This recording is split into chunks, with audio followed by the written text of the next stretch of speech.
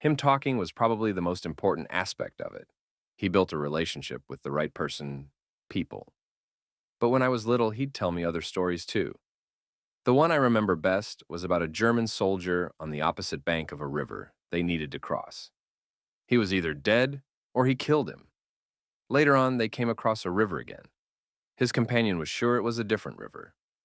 However, the dead soldier was on the same side as him now, and that convinced them they'd just gotten lost. I think the moral of the story wasn't that he was a tough guy.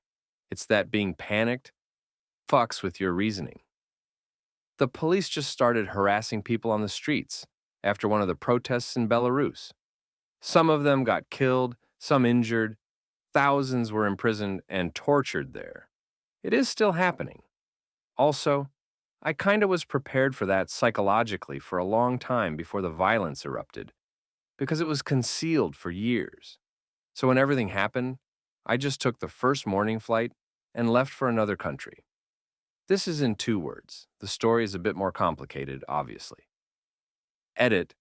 Wow. I did not expect my story to attract so much interest. I will try to reply to some of the comments. I left for Kyiv first, and in a week went to Germany. Migrating through Ukrainian border has been a popular route for many of my countrymen. In many cases, before the war started, they crossed the border themselves, as they did not need visa for that. I also already had a Schengen visa, as I had been granted a fellowship in German university in March 2020, which was conducted in distant mode because of COVID-19.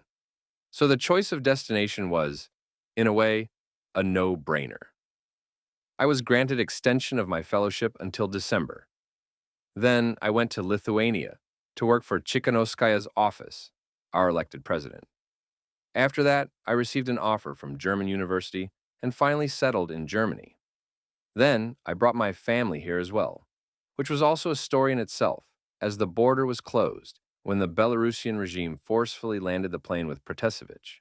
Subscribe for part 4.